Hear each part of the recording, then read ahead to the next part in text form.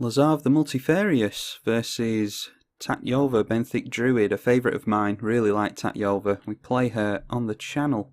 And I think we will go for Ancestral Vision on turn 1. Yeah, especially seeing as how our opponent is playing a tap land, we can run something out a little bit slower. I'm going to save the fetches for our brainstorm. We might not like what we put back on top. Probably get rid of... might get rid of a land or two here. And then we'll shuffle up our library and see what else we can get into. And suspend counter goes off that. Oh, and preordain as well. So in that case, why don't we brainstorm first, and then go for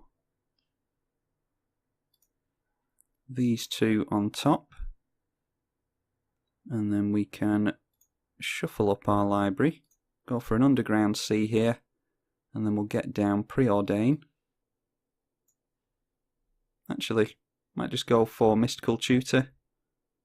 So if we go underground sea and this thing gets any instant or sorcery, yes, so we'll just go for buried alive, and that can get one of our combos out of the library and straight into the graveyard. We of course want to do that because Lazav the Multifarious, 2 mana for a 1/3.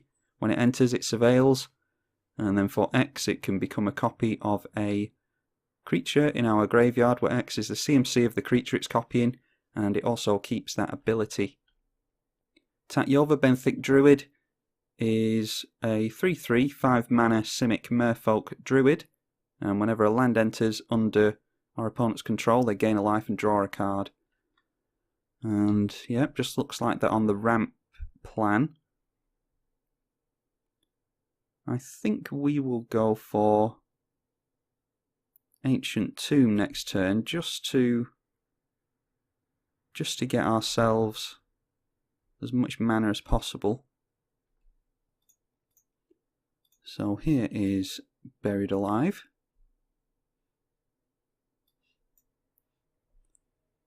Where are we? Under B, where you would think it is. And then this thing still has a couple of counters on it, yes it does. And I'm actually going to hold on to preordain just so we can force of will if we need to. And we will of course go for another black source with Polluted Delta. As of right now, we have a few combos to go for, but I think I'll go for the new one again, which is Triskelion, Phyrexian Devourer, and Necrotic Ooze.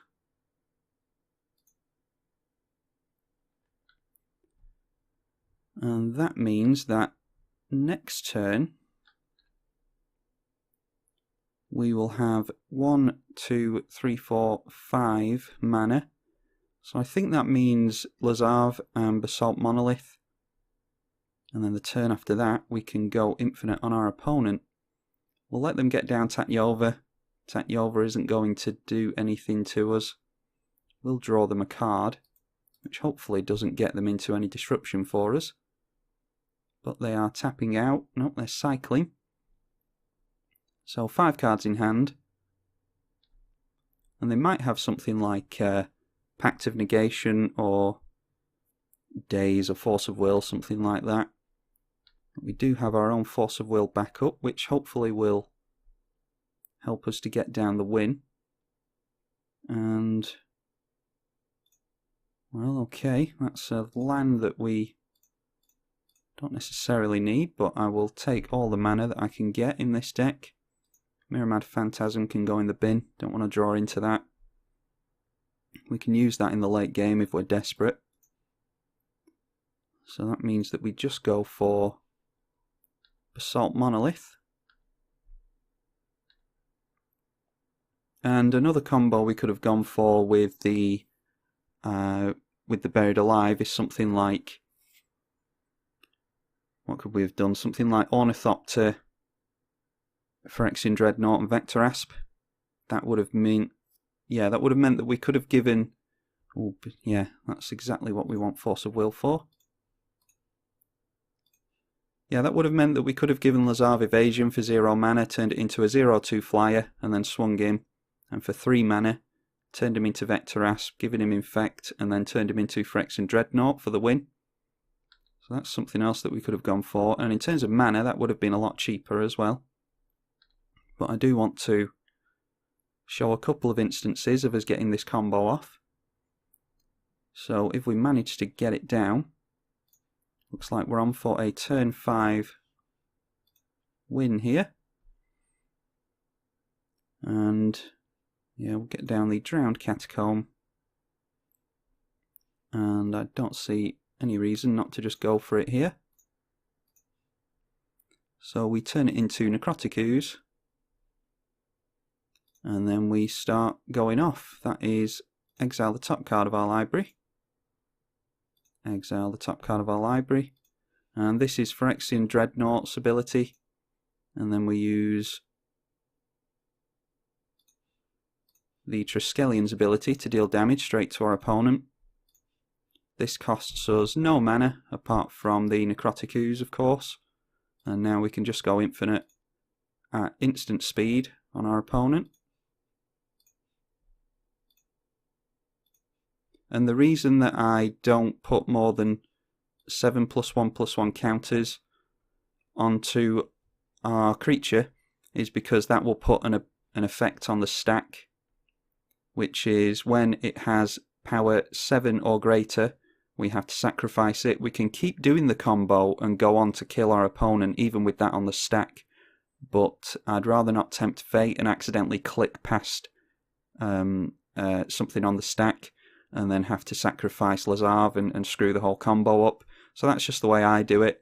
You can pile up a load of +1/+1 counters onto the Devourer if you want to, or onto Lazav or the Necrotic Ooze if you want to, but yeah, I'd rather not do that. I'd rather just play it safe. So that's the way I do it. Turn 5 win is pretty consistent with Lazav the Multifarious, and I assume that, I said it in a previous video, but I've been doing this for quite a while now, and the playlist of Lazav the Multifarious is far bigger than anything else that I have on the channel, but I'm assuming that you're all still enjoying watching them. I'm hoping that you're looking forward to them. I can only fit them into the rotation as some bonus content at a weekend. So, you know, if people are getting bored of it, by all means let me know. But I am just literally going off the thumbs up and the views. It consistently gets lots of views and thumbs up, so I'm assuming that people are still liking it. If you're bored of it, or if you're still enjoying it, let me know, because that will kind of persuade me one way or another, along with the thumbs up and the views, of course. So that's Lazav the Multifarious. Hope you enjoyed it, and I will see you all in the next one. See you soon.